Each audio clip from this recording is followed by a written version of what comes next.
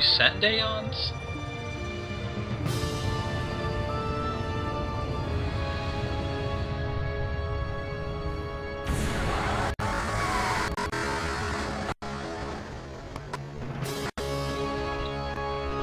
Great, now there's gonna be chunks of sin all over the world.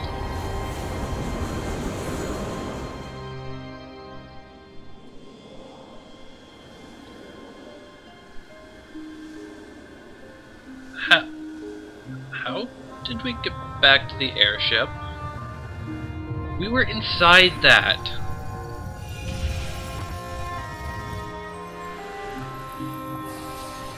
And now we're just conveniently on the airship when it goes kaboom. I mean, I guess you're not supposed to question these things, but still.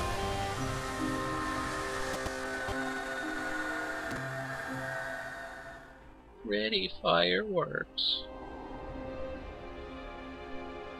Is that the faith wall? Yeah, it's the wall full of half-naked people. And now they're turning to stone. No more dreaming.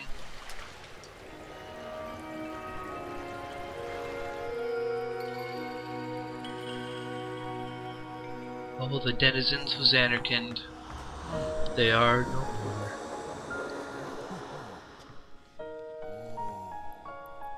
No. Yes. Yuna, I have to go. Yes. I'm sorry I couldn't show you Zanarkand. Turns out Zanarkand wasn't actually real, it was just a dream.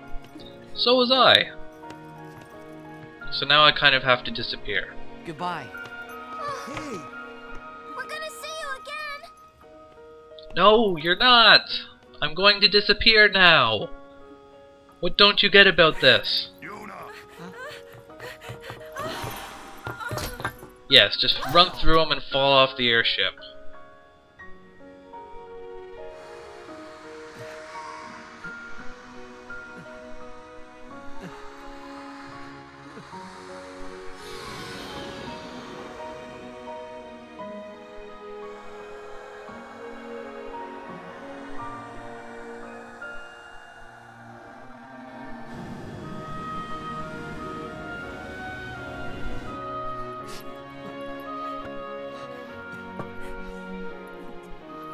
And all this time we thought Yuna was the one who was gonna die. But now she's alive, Tias just gets to disappear.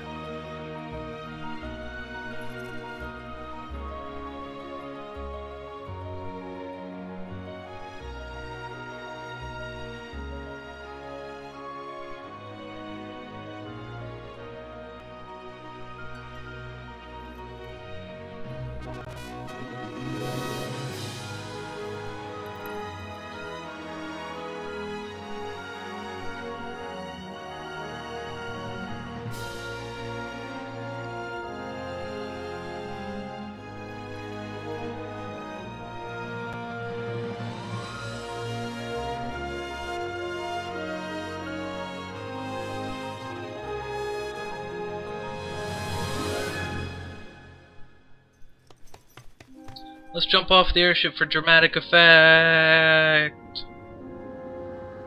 Hopefully I disappear before I hit the ground.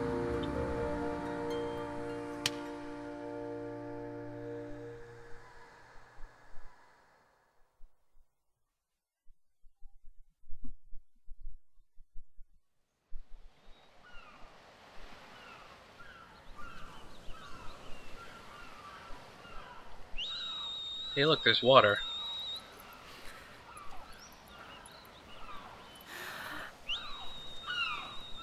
I don't think that's going to work.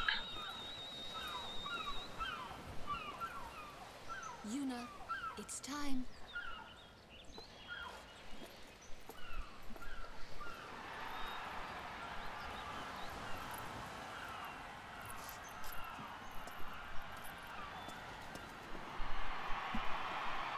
Time for a blitzball game?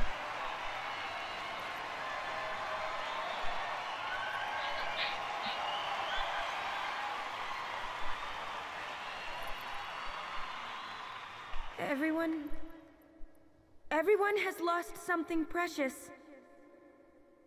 Everyone here has lost homes, dreams, and friends. Everybody?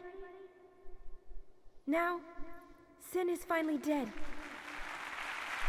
Now, Spira is ours again. And by the way, Yevon was all a sham, so just Working ignore together. them.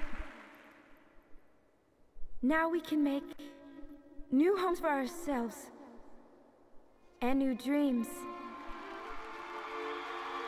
Although I know the journey will be hard, we have lots of time. We have eternity! Because there's no giant We will rebuild ball of Spira. death trying to kill everything and everything. Everything and everyone. The road is ahead of us. So let's start out today. Do we have to? You said we have lots of time. Can't we start tomorrow?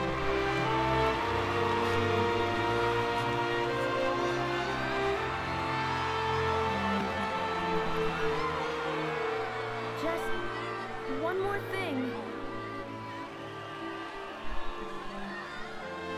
The people and the friends that we have lost. No dreams that have faded.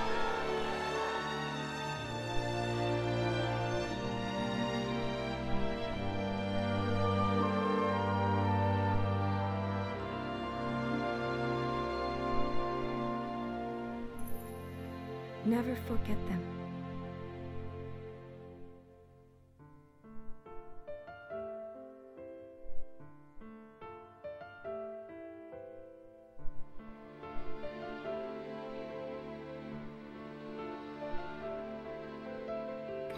And that, as they say, is that.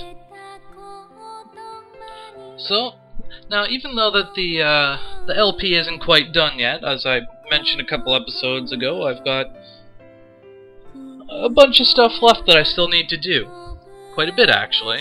Although I don't know how much is actually going to be on screen, but at this point I want to talk a little bit about the game, as is kind of customary for LPs, I suppose.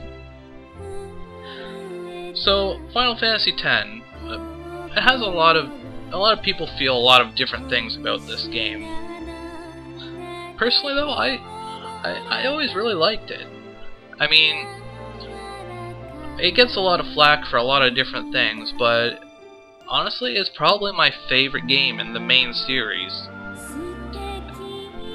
It just does a lot of things that really kind of hit home for me. I guess the most obvious thing is the whole character progression thing is the sphere grid. I just absolutely love the sphere grid. I mean, I think it's not really immediately apparent why it's so amazing. Like, you get this picture of having such amazing control over your character's development, but for a lot of the game it's really just kind of following a straight path. But eventually that really opens up, and once you kind of have more control over where you can go in the sphere grid, it's quite amazing. And even before that, I mean, I've always been a fan of having the ability to kind of progress in little steps rather than, you know, level up. Okay, I got a bunch of stats, now I'm not going to get any stronger again until I level up again in like an hour. The weapon system, I'm a bit conflicted about. I'm always a big fan of being able to like customize your weapons and stuff, and a lot of games do that well. But honestly, I don't think this is one of them. A lot of the times, the abilities on your weapons don't even really matter until you get to the very end and you want certain very specific abilities. And even then, you've got the celestial weapons that are better than anything anyways. So it's like, all it really ends up doing is meaning that throughout the entire game, it doesn't matter what equipment you're wearing. You never have to buy new equipment if you really don't want to. And a lot of the treasure chests that you find never really matter a whole lot. I mean, there's a lot to be said in other games where, you know, you find a really good piece of equipment and you're like, yeah, this is a great piece of equipment, I can't believe I was lucky enough to find this, or whatever. But in this, it's just like, you found a bunch of components that you can use to customize an ability that you may or may not ever use. Which, I mean, not the most amazing thing ever. The battle mechanics, I'm a big fan of being able to like switch your characters in and out, and for a lot of the game I feel like it works really well. Because everyone has their own like strengths and weaknesses, and you can switch stuff around whenever you want. So you basically have access to the entire cast at any given time, which is really awesome. But by the end of the game, it really doesn't work too well. I mean, you can basically just overpower, just like power through whatever weaknesses your characters have. And I mean, eventually you want to abandon most of your party anyways, because it doesn't make sense to level up everyone. And that leads me to another thing. It's like, having to have everyone take a turn in every single battle gets really monotonous. So you have to find a kind of balance between using everyone and kind of artificially extending the life of every battle, or not using everyone and having most of your party fall way behind and becoming useless. So that's a real downside that I think we could have gone without. Probably one of the strongest things I think that this game has going for it, though, is the story. I mean, it's a pretty standard story when you kind of look back on it. Like, I mean, it's got a lot of the normal kind of conventions, even if they're kind of switched around to kind of look a bit differently. But I think the thing where the story really gets it right is the whole point of this game is you're literally teleported to another world, and you get to experience this big, vibrant, colorful world with all these interesting characters. And you get to see the whole thing kind of as Tidus is discovering it. It's like he's discovering all of this, and so are you. It's like you're literally experiencing a whole new world. And I always really liked it. I'm not a fan of giving games a rating, so to speak, just because I think it's very subjective, and you know, I'd rather give people the information and let them judge it for themselves. But this game, if I had to give it a rating, it would be a pretty high rating.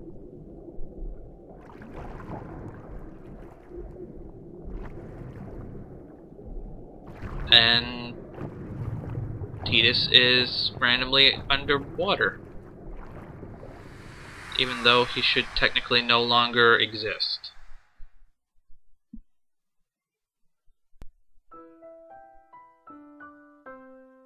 So, that's about all for today on Let's Play Final Fantasy X.